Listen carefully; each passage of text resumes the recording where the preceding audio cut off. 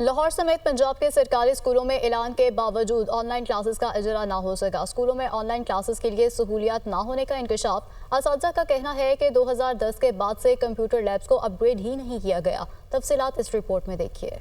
Smog بڑھی تو اسکولوں کو بند کر کے کلاسز آن لائن کرنے کے احکام جاری ہوئے، مگر اسکول ایجوکیشن ڈپارٹمنٹ نے آن لائن کلاسز کے لیے سہولیات ہی فراہم نہ کی۔ اعلان کے ایک ہفتے بعد 20 سرکاری اسکولوں میں آن لائن کلاسز کا آغاز نہ ہوا۔ پنجاب کے سرکاری اسکولوں میں نیٹ کی سہولت زیادہ تر ہیڈ ماسٹرز کے کمروں تک محدود ہے۔ کمپیوٹر لیبز صرف ہائی اور سیکنڈری اسکولوں میں ہیں۔ اساتذہ کا کہنا ہے کہ یہ لیبز بھی 2010 کے بعد سے اپ گریڈ نہیں ہوئی، ان سے آن لائن کلاسز کا انعقاد ممکن نہیں۔ اساتذہ کا کہنا ہے کہ طلبہ کو واٹس ایپ کے ذریعے سبق دے رہے ہیں۔ طلبہ کی پڑھائی کا حرج ہو رہا ہے، زیادہ 9ویں اور 10ویں کے طلبہ متاثر ہو رہے ہیں۔ آن لائن جو طریقہ کار ہے ایجوکیشن کا وہ اسکولوں میں موجود نہیں اس قدر کہ جو پائیدار ہو۔